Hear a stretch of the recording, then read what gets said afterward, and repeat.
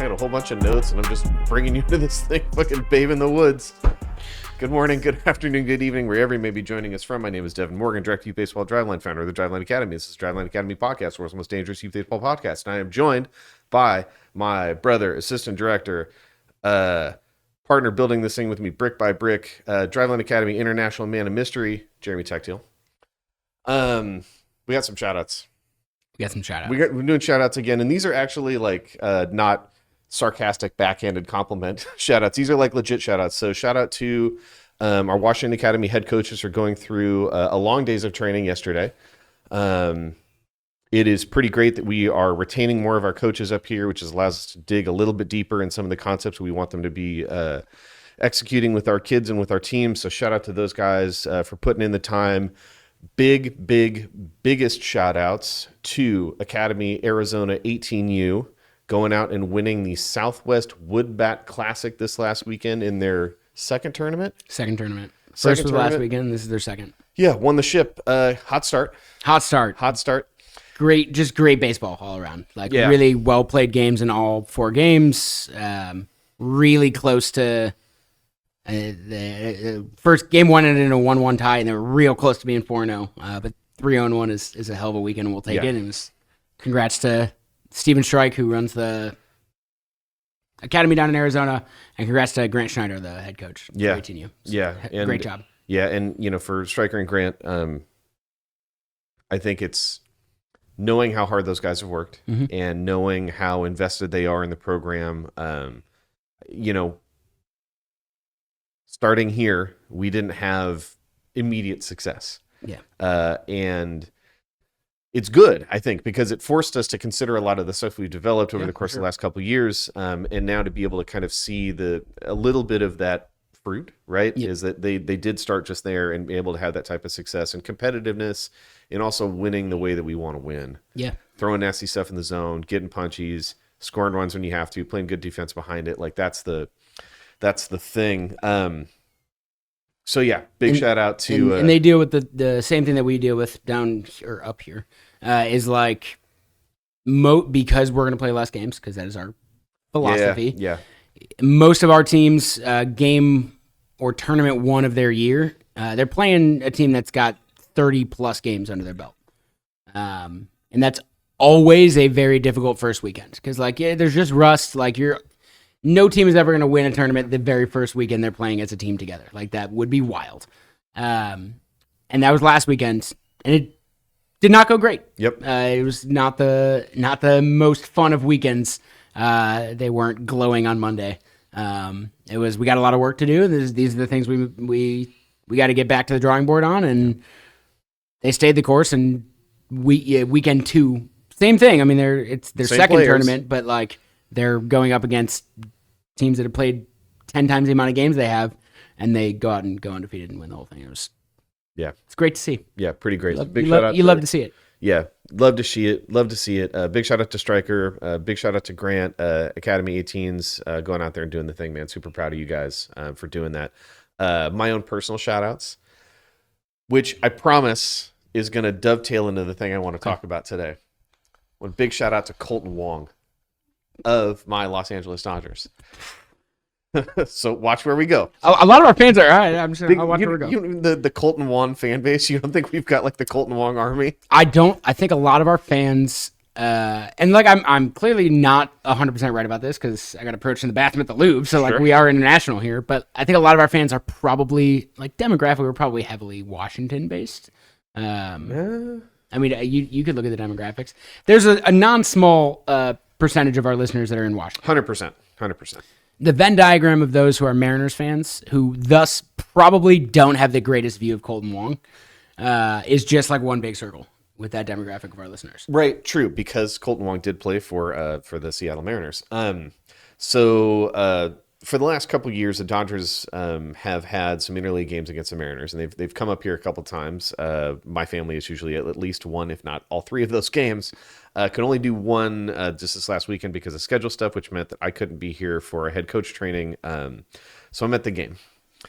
And the night before, the Dodgers clinched the West, and I'm watching the end of the Saturday night game with my family. and everybody's all excited, like, clinch the West again. It's great. 10 times out of the last 11 years. Like, yeah, it's a pretty decent run. And I said it to my son at the time. I was like, it occurs to me that you've never watched this team when they were really bad. Yeah. So like the worm is probably going to eventually turn. So like understand that this is a thing that you should soak in right now. But he lives in Washington. Like he gets that. Well, yeah. There's some bad teams out there. Yeah. Yeah. But when they're doing the celebration and the champagne bottles start getting popped, and I'm like, no way we're going to see Mookie tomorrow. There's no way. There's no way we're going to see Freddie Freeman. I'm sure there are going to be some other guys getting rest, but I don't want to say anything to my family because I don't want to like poo-poo the experience before we get there, right? So anyways, my wife, who's such a flippant gamer, is like, I don't know why the Dodgers didn't put up a lineup for tomorrow. What's going on? And then she sees a lineup. She's like, well, it's rest day. Like that's the way that this thing's going to work right now, right? So we see Kolten Wong in starting rotation, or on the starting lineup. And Kolten Wong put together 3 phenomenal at-bats that are not going to be noticed by anybody other than people that watch the game and watch the game closely. Yeah. And it was one of those things where I think we really have a problem with the fact that like kids just don't watch baseball now. And it's hard to put that on the kids because their attention systems are representative of the ecosystem. Jerry and Jack, I'm never going to forget you guys. Representative of the I like the new shirt design, by the way, Jerry. Yeah, I'm in on that. It's representative just like the system of what kids have, which is they scroll reels and they scroll TikTok, and like to get them to sit down and watch a long baseball game is a challenging thing. Ready for my dangerous take here? Yes. I don't think adults do it either. Fair. Because like some of the feedback that parents, I love you.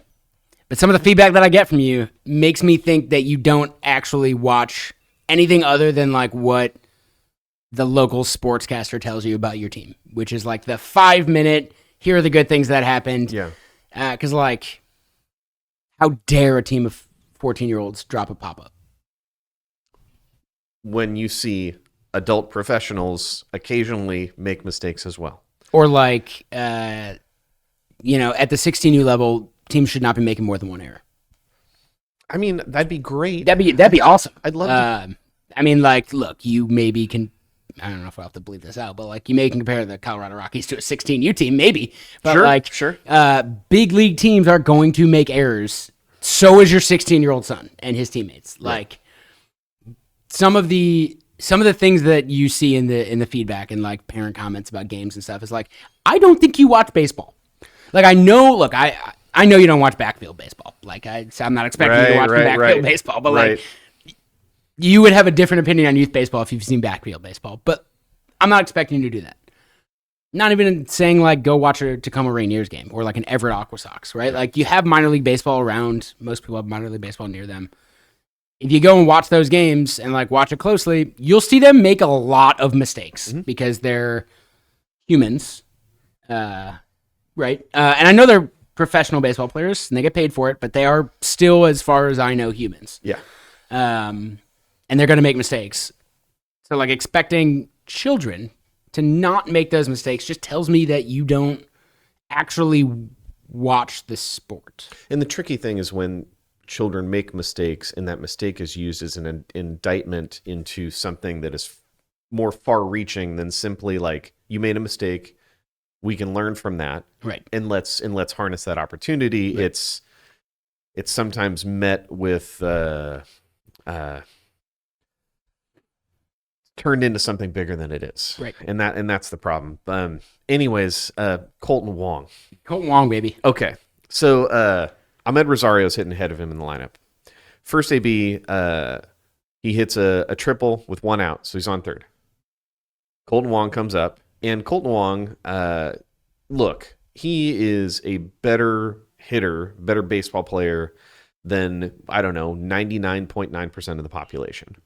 How many times I had to have this conversation with Academy kids this year as they complained about the fact that he still had a roster spot all summer, and I'm just like stumping for Kolten Wong. Like, he's good. Like, he's a good baseball player. Like, we know he's a good baseball player. Better than 99.9% of the human beings on this planet. But MLB competition level is so high, it's tough. So he gets up there, and I said to, both of my kids, my daughter who's played baseball long enough, and my son who is still playing, like, watch, because this guy has a roster spot for a reason. And he went into the game hitting like a $167. Yeah, right? it's better than what he was doing with the Mariners, I'm pretty sure. It is. Little Dodger magic there. I was about to say, like, he got released and he signed with the Dodgers. Now there's Dodger magic. Heard about that from the Academy kids too. Like, great. Now, like, watch him go and win a World Series and like hit a walk off in the So anyways, you got Amed Rosario on third, Kolten Wong at the plate, and I'm just telling my kids, I'm like, this is going to be a professional at bat. First pitch, foul ball, and it was very clear. It was like, you can tell what he's trying to do. He is just trying to get a ball in the outfield that's going to score that runner. That's it. Yep. We're just trying to put a run on the board. Second pitch does exactly that, right?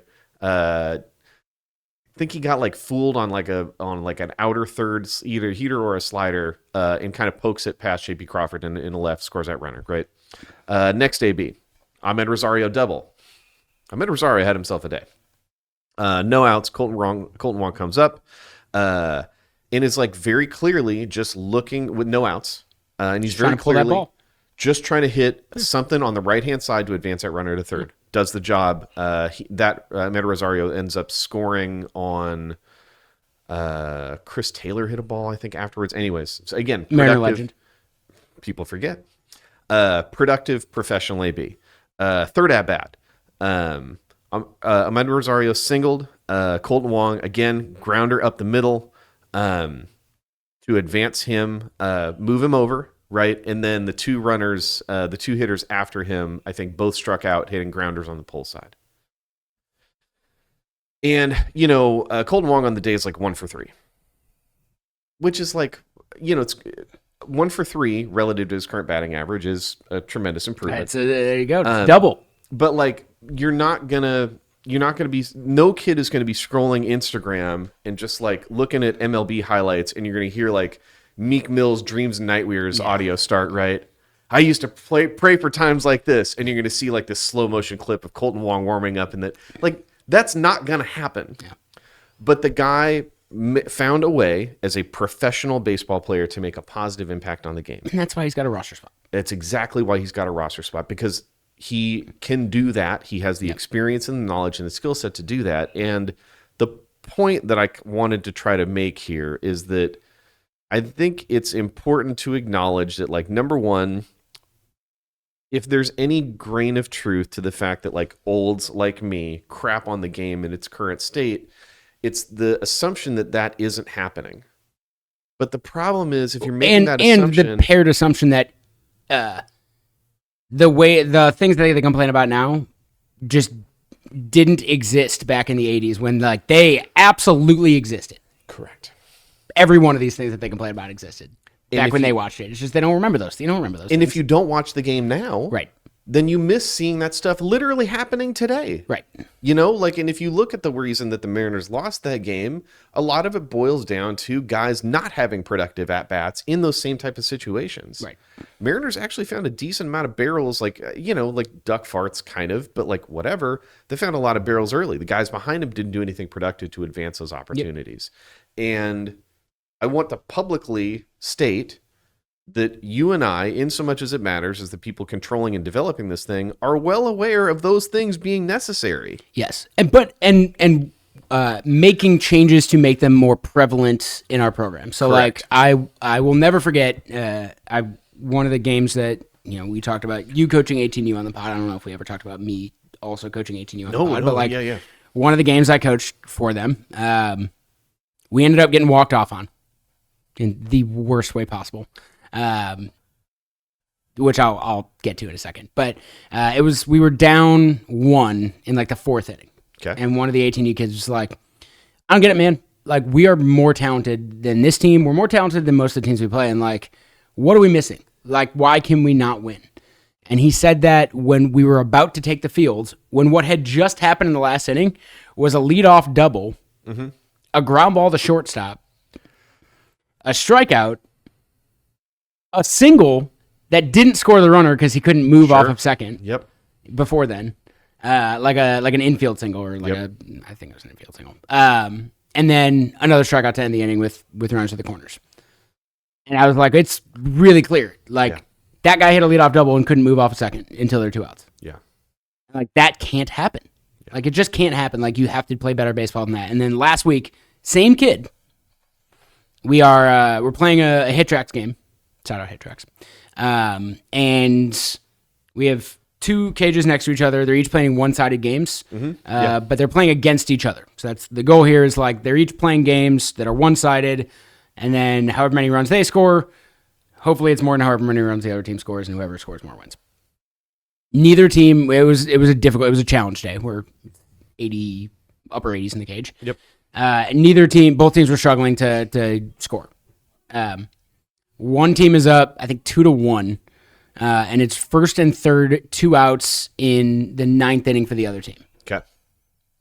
Kid hits a 92-mile-an-hour ground ball, shortstop, double play, game over, his team loses.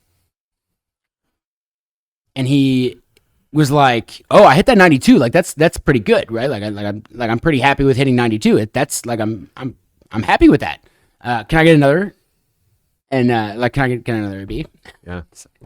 That's not how that works, man. Yeah, bottom 9, baby, we're done. You know how you could have gotten another AB? Putting that ball in the air. Yeah. Hit that ball 80 in the air, and you drive in that run, and now we have extra innings. Yeah. Instead, you weren't thinking about situational. I get it. You were thinking you just hit the ball as hard as you can. Yeah. You wound up hitting it a double play and ending the game. Yeah. You have to think in certain situations where, like, what do I need to do in this situation? And have the intention guide the movement. Yeah.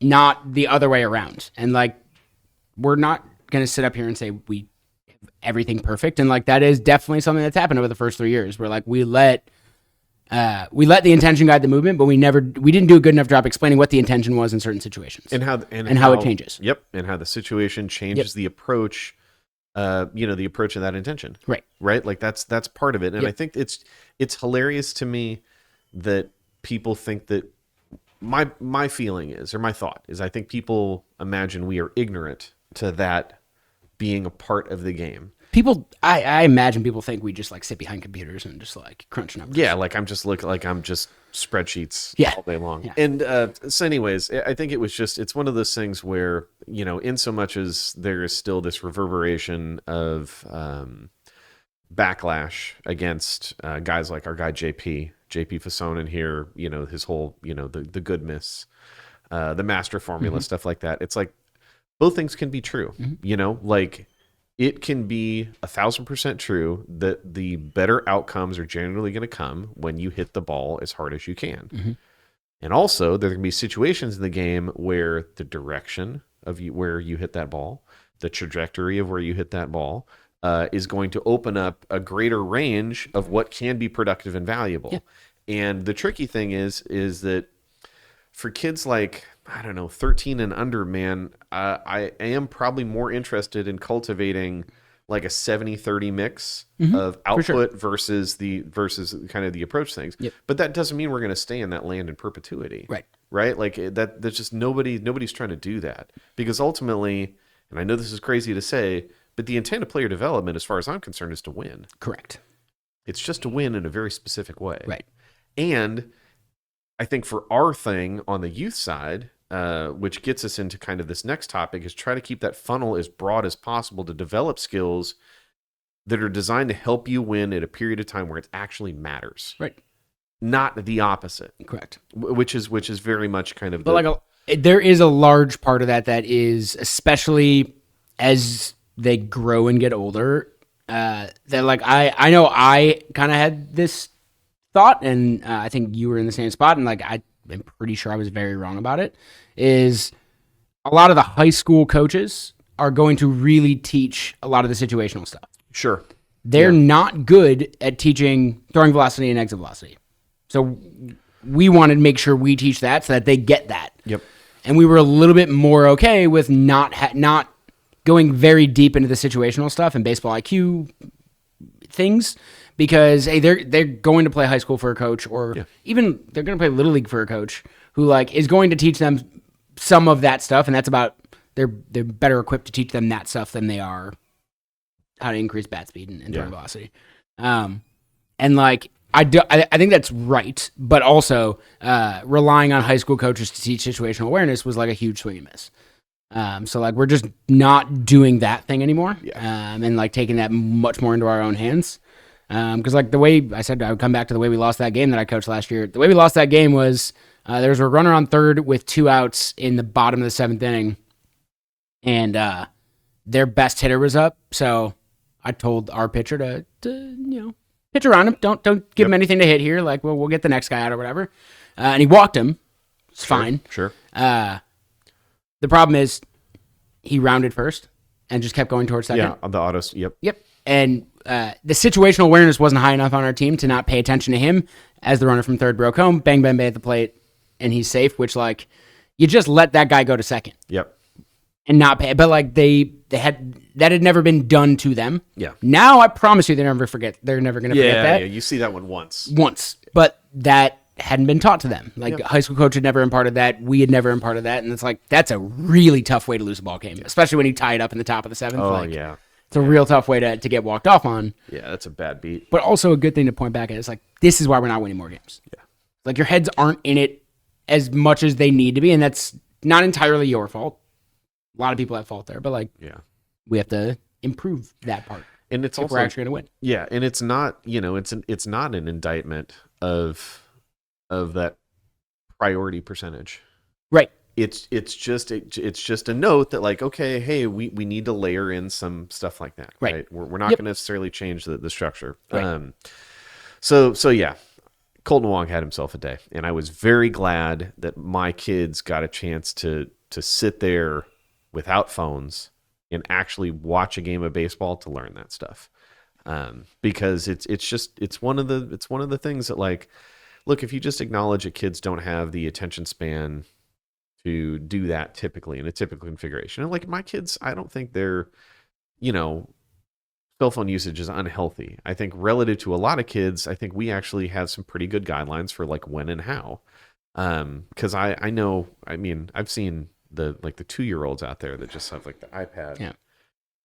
Like it's not that, but it's hard to blame them when they have all these other options of engagement to just like sit down and actually watch that thing. So I don't know what the moral of the story is. If it's just like take your kids to more live baseball or go see minor league games or try to go see backfield games. But like there is a lot of stuff there that it's hard to capture if you're not present for it. And really paying attention. Baseball's always been kind of a background sport, right? Yep. A lot of people like to turn around and just like do other things while it's great background noise, like whatever. Like I'm a psycho. And like a lot of the way I like shout out MLB Big Inning. Yeah. It's great. I'm not a huge fan of the announcer guy. But like the concept of it is great. Uh-huh. But it also means that like when I consume baseball most of the time, I'm consuming it like no commercials, rapid fire format, like constantly switching games when like situations are happening. So like I see a lot of situational at bats. Mm-hmm. Like they'll never show on Big Inning unless every other game's in commercial. Like there's a 1 out, nobody on, just like the 8-hole hitter up. Like that's never. Yeah. I'm not watching that if I'm watching Big Inning. Yeah. So like I do see a lot more the situational at bats and like what I can clearly watch guys who like are. You can tell what their intent is in certain situations, and it's the right intent. Yeah. And then you can tell what their intent is, and it is not the right intent, and that happens at the major league level. Yeah. But then, like, we're supposed to make sure all the kids don't do, like, it's just. Well, and again, the tricky part is I think a lot of this comes back to just the value prop of participation in youth baseball and what coaches are driven towards. Mm-hmm. Because the more that you prioritize winning, the more that you have to front load the teaching of stuff like that. Yeah. Which then brings into question the opportunities for skill development you're simultaneously punting on just by choice. Like it's I guess more of an inactive choice than it is an active choice, but you're for sure punting on those things. Mm-hmm. And the reason this stuff matters, so I'm not going to do like the live video for this thing because the way that it's still set up is it would cut our audio, which ends up being an editing nightmare for us. So instead, what I'm going to do is I'm going to like I'm going to point at different places where this graphic is going to be, and then one of them will be right. So it's like we're almost like weathermen here. Yeah, exactly. So, like it's it's 92 in Sacramento. Like the graphic of Twitter will be right here, hopefully. You're a good enough editor that if you hold your hand out here, you could probably put like the graphic right on top of the hand. Oh yeah, like right between us. Graphic will be right there. So there's this graphic that I'm going to put right there. It was done in a study on predicting who was going to be an Olympics winner. It was an Australian study, and basically it has this great graphic out of it of this funnel. And what it has is basically a 5, 4, 3, 2, 1 year funnel of the amount of players that participated in the system in order to get enough kids that actually met the Olympic qualifying standard. The funnel starts with 475 athletes, 5 years out to have 70 athletes that actually qualify for the standard. Massive, massive, massive. So that's what, a little less than 20% that you're going to retain. And I think this is incredibly, yeah. I mean, I don't want to do the math right now. When I did the math, 20% is like 95. Yeah. When I did the math last episode about like exit velocity and bat speed, I'm a little bit worried I got that stuff wrong. So no more live math for me, public school graduate. Fair enough. So the tricky thing to wrap your brain around is in this current configuration of youth baseball, where rec ball leagues are struggling to remain viable. So, but you still have kids that want to play baseball, and you still have dads that want to see their kids play baseball. So you have more of just these independent club baseball teams. They're going to find an event to play in, and if you orient your program around nothing else other than winning, that means that you actually are going to be carving more of those kids off that might on the fringes who, relative to biological development in the current term or tactical awareness in the current term relative to the ecosystem, we're carving more of those kids out. Like there's no way we're not losing more and more players. I don't believe it, that there's any other way to that. Or you've got more club teams with those players that just orient around winning in the current environment. So if you think about kind of this funnel from the Olympic perspective, right? All of them in the big funnel are getting trained along a standard, right? They understand kind of the standard of development for a qualifying standard for where they want them to be when they can participate. So you basically go, all right, everybody's going to work towards that, and you're going to have this giant stratification where not everybody makes it. And that's okay. Everybody tries, everybody gets the same stimulus, but only the cream of the proverbial crop are going to continue.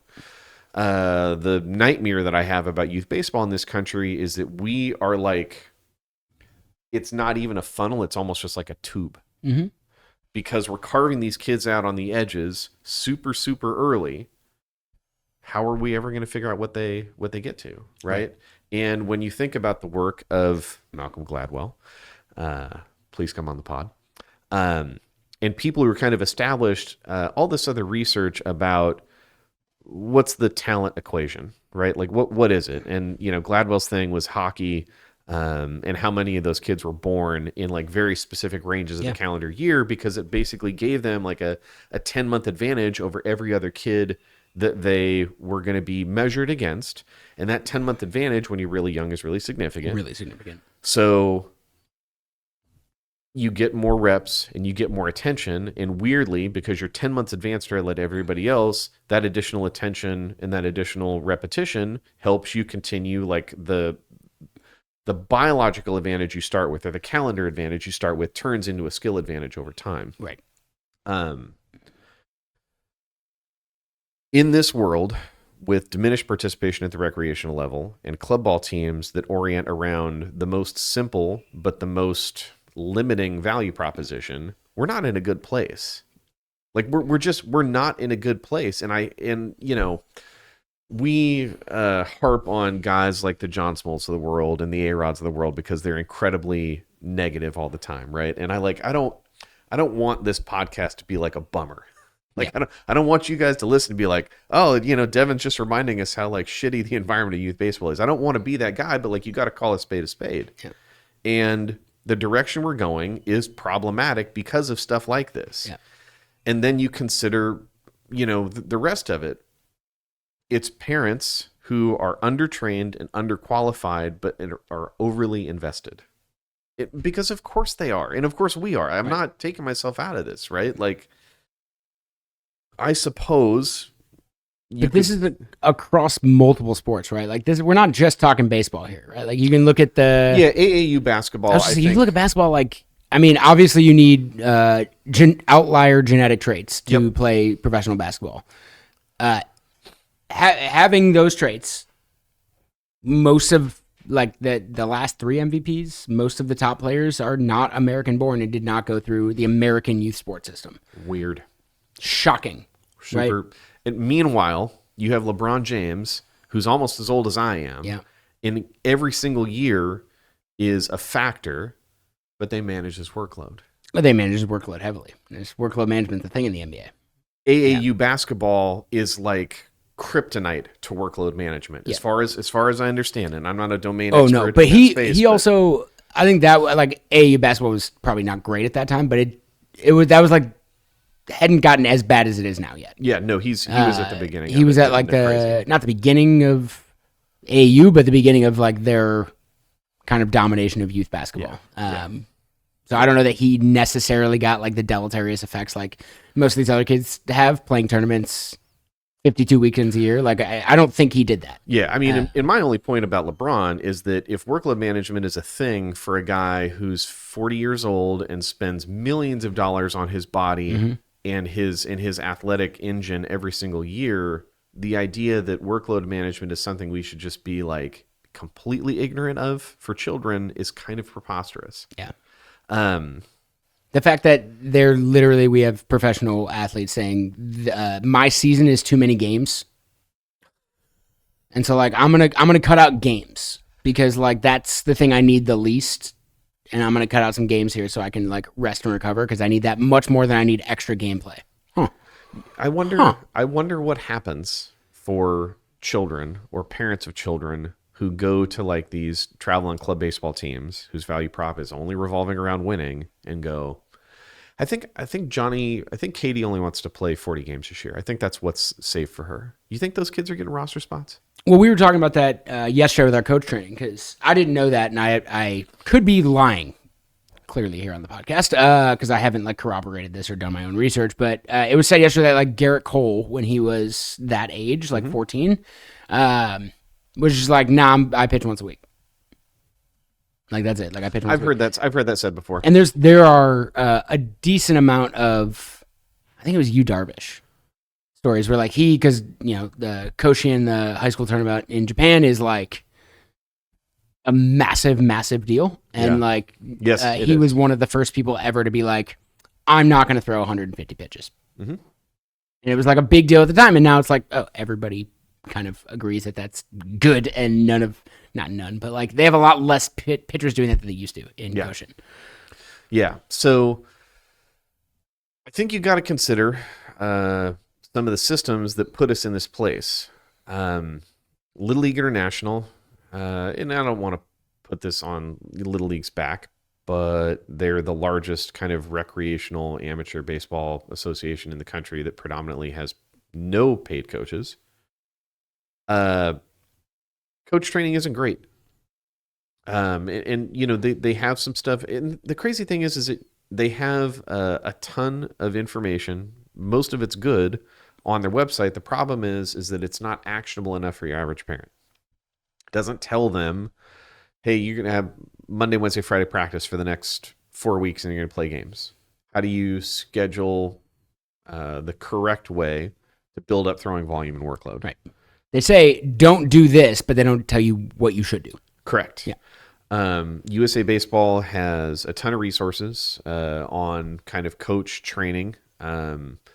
Some of it's good. I think some of it's a little fractured. But I think one of the biggest concerns, maybe not concerns, but I think one of the issues is that and you can correct me if I'm wrong if this isn't the case anymore, but USA Baseball used to have like a gigantic drill library. And those drills aren't presented in any type of chronological sense. Sure. That drill 1 progresses into drill 2, drill 3, and drill mastery or mastery at drill number 3 looks like X, so don't proceed into drill number 4. You're right. Right? Yep. That didn't exist. Again, you're talking about parents who want their children to be the best. You know, like everybody shows up and thinks that their kid is going to be the next Nolan Ryan or the next Bo Jackson or the next pick a guy. So if you're a parent who's like, I think my kid is kind of good, well, I'm going to go to like drill number 50. Mm-hmm. I'm going to put because why wouldn't I, right? Mm-hmm. Let's go to this incredibly technical drill that maybe presumes you already have bat speed and presumes you already know how to square the ball up. And let's do the Harold Reynolds fence swing drill.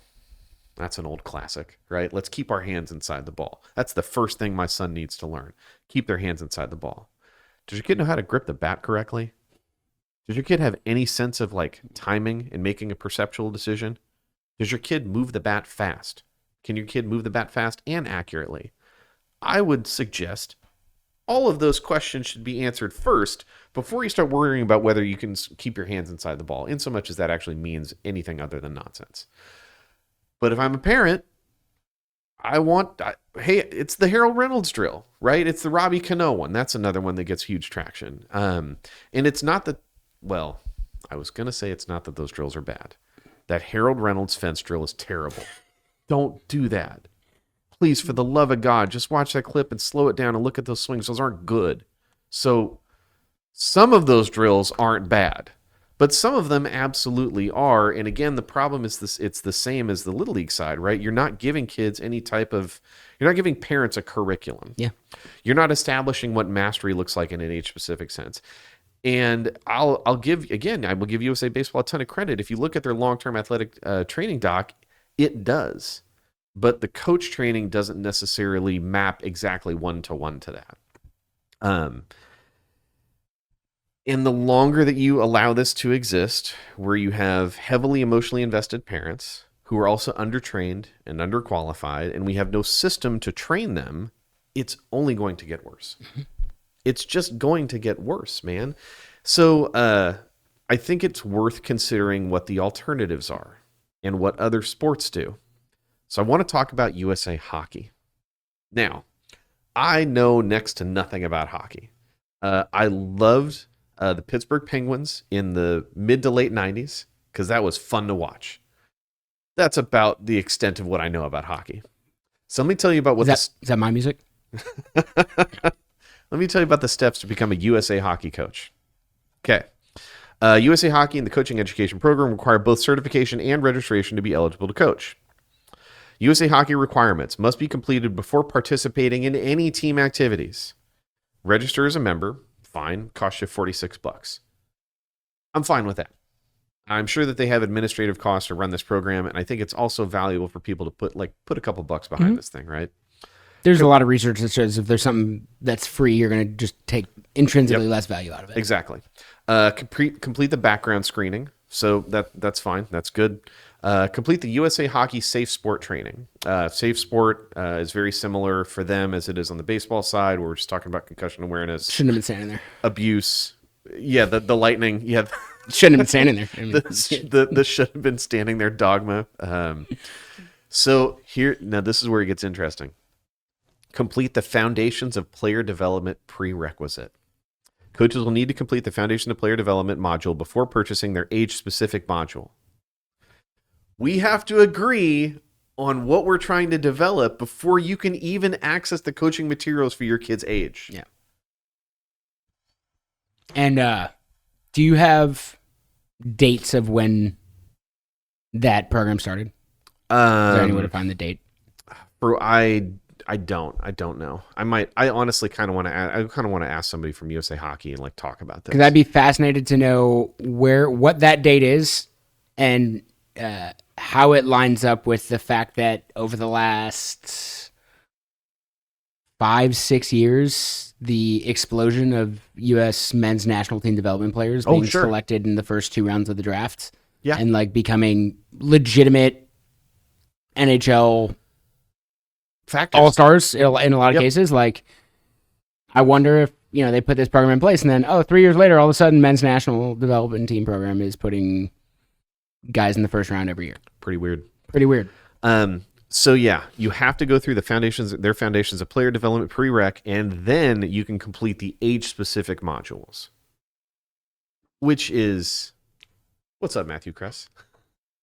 Which is so incredibly different than anything that exists on the baseball side. We just don't have that. And you can go deeper on USA Hockey's coaching stuff. They have a rules requirements, breaks out the whole thing. Coaching clinics, age-specific modules, online certifications, student coaches, coaching ethics, continuing ed, practice plans. So I'm talking to a buddy of mine whose son is now playing hockey, and he used to play baseball, and he's telling me kind of all about this stuff about kind of how USA Hockey has, and I'm using this in the best way possible. They have control. Mm-hmm.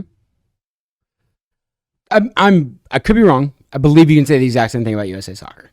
I know way more about hockey than soccer, but I'm pretty sure USA Soccer has a similar process in place. It wouldn't surprise me because the first people that I heard that were doing biobanding, where they're not only tracking height of weights of kids but also their parents, and then putting these kids together in training groups relative to skill, not size and age. USA Soccer was the first ones that I ever heard about doing that. And again, compare that to what does youth baseball look like? The winningest teams are typically putting together a collection of biological outliers who then compete against kids that are not biological outliers, and they win. You put a $2,500 bat in their hand, and they're also more likely to be able to gain leverage from their biological outlier skill already. Yes. The bat's artificially inflates hitting performance. Right. Like, it's so crazy to me that on one side of youth sport, they have this structure where it is a unified approach. We are going to get into an agreement. Coaches are going to be in agreement about what's important from a player development standpoint, and the curriculum follows. Versus what we have for baseball, which is just, it's mercenary. Right. It's completely mercenary. You have guys that have gone into the proverbial mountaintop, and some of them have great perspective on the skills necessary to be able to succeed in this game.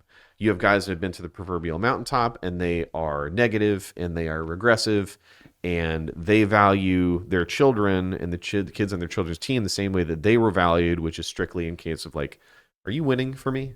Right? And if you're not, say goodbye to your roster spot. Oh, right. You've been here for 2 years and you maybe struggled last year. You didn't help me win enough. Smell you. Yep. It's nuts to me that as a country, we allow our sports to be so divided in the way that we train the coaches that are teaching children. Yeah. Well, this is another thing that I'm just throwing out there without ever looking up or like really doing any research on, but I would imagine we are we are definitely in the minority of countries, and we're one of the few countries that does not have a governing body of sport. Well, that's the crazy like a ministry of sport or like something along those lines. Like a lot of other countries have that. Right.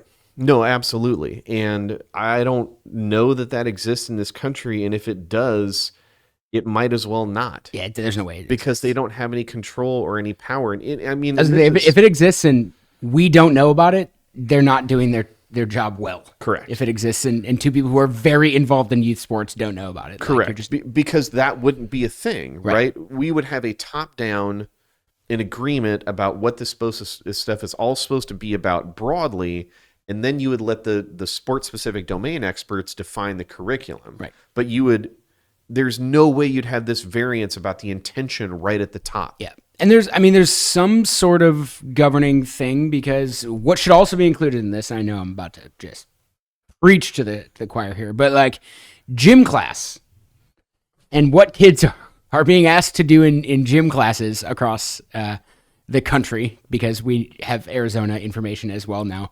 Like, really irresponsible what a lot of these kids are being asked to go through immediately as like freshmen or like as seniors if they're playing a sport, like just really irresponsible shit that like a lot of these kids are being programmed that we're seeing on the back end. And like, I'm pretty sure there is someone who does like a national fitness thing because there's like that presidential like fitness test or whatever. So there's got to be some sort of Hey, shout out to my real ones that were climbing a rope like 50 feet in the gym with literally nothing below them other than like a half-inch pod. Right. And some kids, some other kids that you could fall on. Yeah, but it was very much like if he dies, he dies type of thing. Like that's what the presidential fitness was for us. Well, I remember that one. I got all the way up the rope and then I was just like, what now? It's great, gonna come down. It's like, well, that doesn't sound fun. Like I thought I could jump or swing or like I had to get rope burn, like sliding out a little bit at a time with my legs. Yeah, cool. Yeah, either that or you're gonna fall and break a leg / ankle. So enjoy that.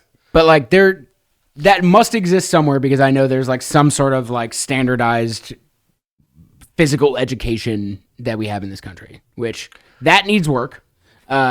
And then, like, while that's being worked on, just, like, group in the other youth sports into physical education. And just, like, have it as one big thing of, like, how to not mess up American athletes. Because the other thing that was a common topic of a conversation the last, like, 5 or 6 days with academy staff is the fact that 1 in 8 Americans can't do 10 consecutive push-ups. Big yikes. And it's like... One of the coaches yesterday was like, there's no way that's true. I was like, next time you go to Safeway, just look around. Do the math. Like, it's true. Like, if you look around and do the math, it's true. But you don't want to believe that in your head that, like, 1 out of every 8 people can do 10 consecutive push-ups. Yeah. But, like, clearly there are things we can be doing better in that realm. Yeah. And, you know, and the tricky thing is that, like, you could even solve the school curriculum thing. Like, that's a solvable thing because you're talking about employees. The parent coaching thing in recreational youth baseball is just such a gigantic risk. It's much harder. Because and you know, and that's I had a couple of people when I was talking about this on Twitter over the weekend that were like, you know, if it weren't for those parent coaches, my kid wouldn't have somewhere to play. 100%. And I agree, man. Like I've been that guy. I have coached sports and my kids wanted to play that I knew next to nothing about. Right. But I know that they needed a coach. So I stepped up to do the thing. Like I get that, you know, like I'm not taking that away from anybody. I'm not taking away those parents' passion because that's the thing we need. It just needs direction. In what other avenue medium are adults allowed to oversee a group of kids with no training? I'm going to ask your question. I'm going to answer your question with a question. Have you seen the Old Country Buffet training video? No, I have not. But I can imagine at Old Country Buffet, there is a lot of that going on. Yeah. So there's a great video. America, the Old Country Buffet of countries. Yes, there's just a legendary YouTube video. Somebody uploaded like 10 minutes of an old country training buffet training video of how to run their carving station. That's electric. It's the guy doing it is just an absolute legend for all perpetuity, right? Mullet, trashy stash, like super weird demeanor. But Old Country Buffet establishes through training in this video the way that guys greet their guests, the way that they interact with children in the line for the flippin' carving station. Yeah. And it's like, oh man, this is going to put me on the spot. And it gave them in training 3 different topics of conversation that you could strike up as the guy running the carving station with a child, because it was their job to engage with all of their customers, even children. And the questions were, do you like hot fudge sundaes? Yeesh. Man, with the tone that comes out, you never know. Like, it could be a fine question. It could be really uncomfortable. Especially with this guy's face, man. I'll put a screenshot right here of the guy. It's like, do you like hot fudge sundaes? What type of meat are you gonna have? Or I like it's all this. I like lasagna. Like it's the most it's a bizarre video because it's, very clearly like, mid late 80s ish. But if Old Country Buffet gives enough of a shit about the way that their carving stations employees are trained to talk to children, you mean to tell me in the greatest country in the world, we can't come up with a unified curriculum for how recreational parent baseball coaches are supposed to execute this thing? Yeah. Honestly, it's Old Country Buffet. It's this guy. And they care more about that guy's training than they do about the training given to the parent that's running your child's baseball practice. Yeah. And I do not envy the position that like USA Baseball is in, right? Because they have this entire ecosystem that kind of exists independent of them. USSSA tournaments, right? We have our own local tournament provider. They're not beholden to USA Baseball. Right. And I could imagine in every other area of the country, there's everybody has their little fiefdom, right? Like it's Joey's baseball tournaments. And I mean, I would say that's got to also happen with USA hockey and soccer. I don't think it does, and here's why: because the rink time. That I understand. So they're able to control that. Soccer's got to happen.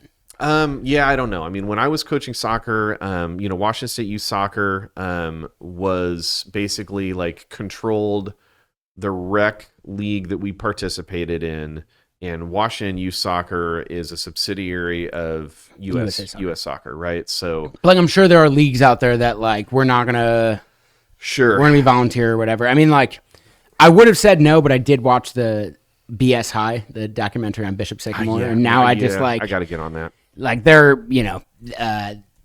are humans who will find loopholes. So like, if there's a loophole there where like you can just like start a soccer organization without being a part of USA Soccer, you just got to go and do it yourself and find fields and whatever, and like then you don't have to train coaches. I am sure there's someone out there making money off a bunch of people using untrained coaches to coach soccer. Yeah, I mean 100%. But like I think you still have enough penetration. No question, with the orgs who are that like. Well, and that's kind of what I was getting at. Was like, yes, there are a lot of organizations that are out there that are just going to decide to not follow the USA Baseball rules. 100%. That doesn't mean that we shouldn't try to put rules in. Right. If people are going to if people are going to break the rules, you can try to close every loophole possible. And like, they're going to get creative. They're going to find more rules to break. And like, that can't mean you don't have any rules for the rest of us who like would follow rules. Sure. It's like, Paul Mobley. Shout out to podcast listener Paul Mobley. Paul Mobley and I started talking about rolled bats. Because he was hot. He was hot. Yeah, he had a bat that needed to be repaired, and in the course of trying to find a place to repair it, you find this like dark underbelly of guys who have pretty like nice websites, right? I mean, with the amount of money they're making. Well, and what does that tell you, right? Yeah. Like, what does that tell you? What does it tell you about the market of people who are looking to illegally, not only artificially, but illegally increase hitting performance? What does it tell you about the market for that services when those guys are like, it's a real professional presentation. Mm-hmm. Like, so I guess the point that I'm trying to make is something has to change. Like, something has to change. You can't have tournament organizations, large or small, and that means everything from Perfect Game all the way down to our local provider GSL, who are able to exist in this ecosystem where USA Baseball is up here, and USA Baseball has decided for the country of America, these are what our priorities should be. Right. And you have this entire tumor underneath that's like, nah. Yeah. Nope. Yeah. We're going to do what I want to do. And for Joey's Pirate Baseball, if it's a suggestion that you should play 6 games in a weekend or 8 games in a weekend, who gives it? Like, Joey just makes his own rules because the governing body has zero authority to constrain what that guy's doing. And, at the end of the day, I am well aware that the market is going to speak. And if the market decides that the Joey's Baseball tournament ecosystem, is what they want, then that's fine. But we need enough people that are interested in participating in like a USA Baseball sponsored and governed events. I could be wrong. I don't think I am. Way more people will be interested in that than the rogue shit that we see. Well, and especially, but it's just not there. And especially at the area that they need it most, which is when they're youngest. Right? You're talking about the children that are most impressionable. You're talking about the ones who are the most resilient, which means dickhead coaches are more likely to run those kids into the ground. Yeah. Because if that kid tears his growth plate next year off the bone, I don't care. Right. I was going to cut that kid anyways because he got hurt. Right. I'm not invested in that child. Yeah. It's so just completely bizarre. And like, in so much as it matters on a personal level, like, I'm not a big government guy, but something has to change. We have like a driver's license system for a reason. And people are still terrible drivers, but you got to have rules. People are going to speed. That doesn't mean you don't have speed limit signs. Correct. Like, correct. There's... Correct. We can get into what I feel about government, but like, it's wild that this goes on and there doesn't seem to be any end in sight. Well, anytime soon of like, we are going to try to stop this massive tumor. It's not a bad word. From like putting baseball in a place where 80% of the Major League Baseball players don't come from the United States. Right, because colleges and pro teams are still going to find dudes. Yep. They're still going to find dudes because, again, like the signal that's being sent from the top end of the food chain is very transparent about what works and what's good. Well, not all colleges, right? Like college baseball, if we continue the way we are going and we have less American kids participating in baseball by the time they're 14, 15, and less qualified kids getting to college, the college baseball ranks by the time they're 18, you're going to lose a lot of lower level college programs that aren't revenue makers. And like now there's not those kids. So you're going to be left with just the top of the top colleges. And like, they're going to go find kids from other countries. Yeah. Or they're going to take the best of the American crop and then find kids from other countries. And pro ball is just going to pull from that. And I would be interested if you took the Australian swimming, and worked backwards. So how many athletes do we want every year leaving high school as qualified to play college baseball?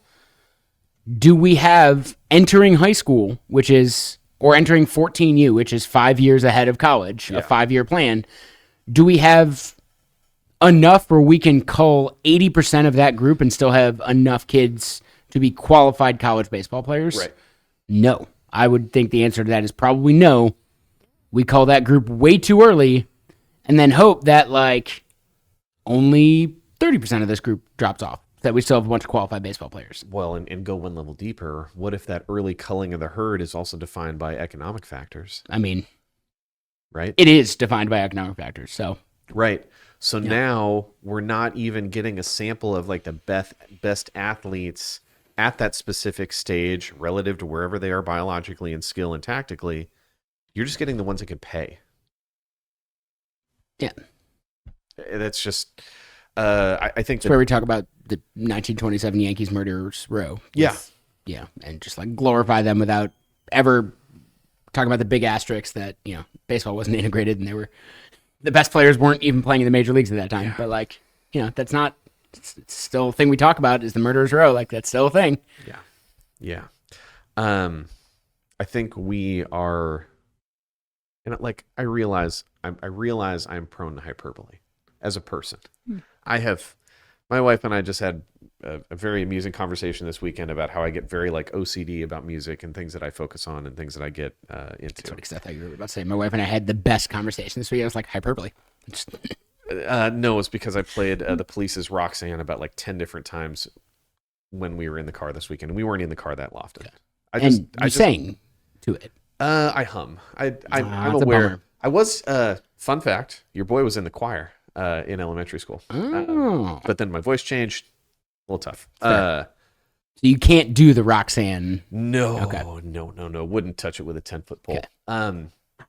I realize I am prone to hyperbole, but I think we are staring the death of our sport in the face right now.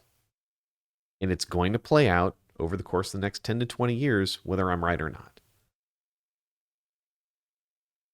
You can manage that risk one of two ways. You can hope that this continued push towards club and select baseball is going to still give you enough of a crop of kids that are oriented towards the things that actually matter to have high school baseball be viable and have college baseball be viable and have us still get some amount of American players in professional baseball.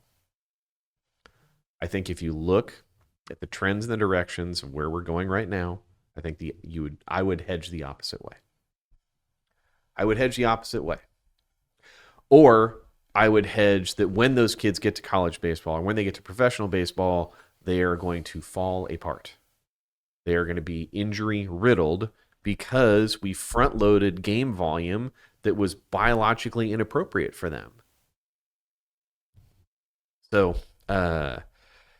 in so much as I don't want this whole show, which we should wrap up pretty soon, to solely just be about us bitching at stuff, let's talk about what we can do to fix it. Our youth baseball development certification was designed solely from a perspective of trying to solve this problem. I knew what I got as a Little League baseball coach, and it wasn't much. I knew what I got from my league, I knew what I got from the org, and I knew what was available at the time in terms of like the more broad ecosystem. So the reason we made the youth baseball development certification was to give coaches, this is the intention of development, this is how you execute it. You have to give them both sides of the equation. We can't just go like, hey, this is stuff that's important to us. You figure it out. Because you're talking about parents that are undertrained, but have the best intention. They need tools. You have to give them tools and systems to be able to execute this thing. The new book, again, represents everything that I think and know and love and hate and wish for the development of our game. Should be out this year. We're shooting for a little bit after Black Friday. It's going to be a thing. We're going to have more info coming. We got a bunch of free blogs that you can check out. Again, like USA Baseball has some great tools.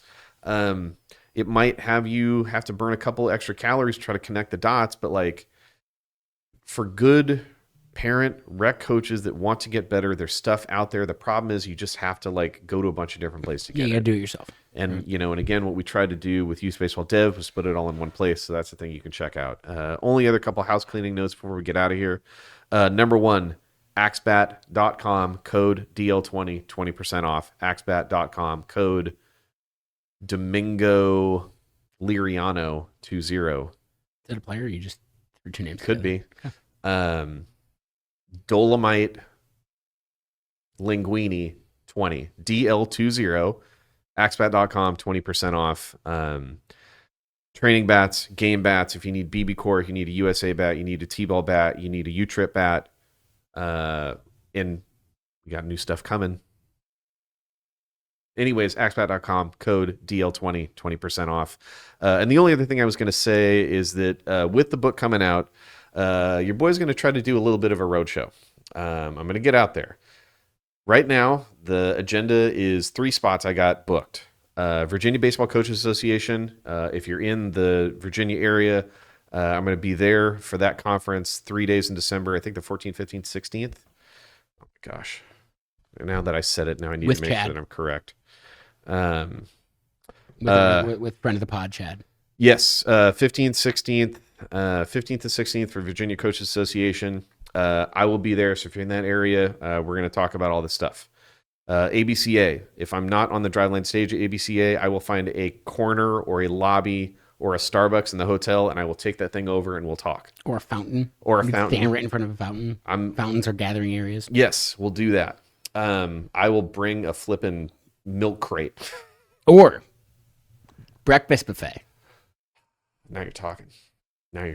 To be like the guy at the Mariners Stadium, which I'm assuming most stadiums have that. Although I've been to almost every baseball stadium, and the Mariners was the only one I've seen with the guy who stands outside with a microphone and screams Jesus at you. Oh, nobody likes that guy, but like you could be that guy in the breakfast buffet line, and instead of talking about Jesus, it's just about youth baseball. Sure. We'll talk about skills to scale. And then assuming that Northwest Baseball Coaches Association is going to be a thing in late January, I will be there as well. Jason, I need to reach out to you and make sure that we're still on for all that stuff. So if you listen to this pod and you are participating in a high school baseball coaches association that has like some sort of annual conference, or you have some big league that has some sort of like big coaches meeting, Deven@drivelinebaseball.com. Email me. Let's figure it out. You don't have to email if you're Pacific Northwest Baseball Coaches Association. You'll be at that one. Yeah, the Northwest Baseball Coaches Association, I'll be there. So I was looking to see if maybe I could connect with somebody. Texas has a big one. I know California has a couple. Yeah, Dr. Strike can get you down to Arizona's. Yeah. So we're gonna road show this thing a little bit. And yeah, man, like I've got a book coming up, and I want to talk about it, and I want people to buy it. But to be really clear, I care just as much that like the global ecosystem of youth baseball moves away from this collision course for where we're heading than I do about whether you buy a book or not. So we can do both. I think we can sell things, engage in commerce. I can have a job, and we can have a perspective on improving the game that comes from a good place. Yeah, that was what I was gonna say. Is like we would obviously we both enjoy having jobs. And I like getting like an income. That's great. Yeah. But we both have like much larger cares. That's not the main reason either of us do this. Yeah, and we understand that like some of you, well, maybe you're a volunteer, maybe you already pay for a lot for your organization or your team out of your own pocket so that kids don't have to pay as much, which very much appreciated. It's very easy to get in contact with either of us. I'm not going to say it again because, it didn't go super great. But if you go back and watch a bunch of podcasts, I have thrown my phone number out on a podcast. But Deven, Deven, and Jeremy, Jeremy, at drivelinebaseball.com. Neither of us have like last names in there, anything else other than our first name at drivelinebaseball.com. Email us, ask us questions. Like we're both happy to help out and answer in so much as we can. Yep. And like you don't have to feel like we are gating this with like you have to buy certain things from us. Not. We have those things available. And they're really good, but like you can also just like reach out to us and use us as resources, ask us questions. We're happy to answer. Yeah, 100%. So, Coach Association, high school coaches, youth coaches, you got a big thing? Email me, Deven@drivelinebaseball.com. AXPAC code DL20, 20% off over there. That goes straight into our pot for scholarships to give out to kids. We're not going to be talking about kind of the negative economics effects on youth baseball and not try to do something about it. Right. And over the course of the last 3 years, we've had teams here. We've given away more than $100,000 worth of scholarship. We're going to continue to do it. Yeah. Because it takes what it takes to get kids to play this game sometimes. And I care, you care, we care a lot more about that than we do the money side of things. I think part of it is like both of us probably would have been on the other side. 100%. Of not being able to play. Like I don't know what I would have done in the current youth baseball ecosystem because I could not have afforded the travel ball scene unless I got massive scholarship, and I don't think anybody was giving me a very late bloomer massive scholarship at that point. So nope, didn't. Yeah, for sure. Growing up, could not. Absolutely could not. Not when we had powdered milk at the house. Yeah. So we care. Yeah. On like a whole nother level about that. Yeah, absolutely. So, as per usual, thank you guys for listening. I'm going to give you real quick, the top 5 states demographically we're reaching. Number 1, California. Shout out to you guys. Not Washington. Number 2, Texas. Shout out to you guys. So hopefully some of you guys are going to that Texas High School Coaches Association conference, want to talk about baseball and see who I can connect with out there to go do that thing. Number 3, Washington. 8% of our listener base. Wow, that's... California, Texas, 11%. Hell yeah. A piece? Yeah. Wow. Yeah. Right. Coming in hot, number 4, Georgia. That's not bad. These are some baseball hotbeds. Like this is we're not just like Northwestern people up here. You're gonna love number 5, Illinois. My Chicago people. Let's go. I know things haven't been going well on the football field. So you can find some solace in how bad the Bears are playing by listening to our podcast. I love that. Yeah, that's right. Yeah. And the number 6 bonus spot, New York. So shout out to my people back there. Warner, I don't know if that's just you or if it's like you and Jordan at New York Empire, but I love you guys very much. That's all we got for this show. We will catch you next time. Thank you so much.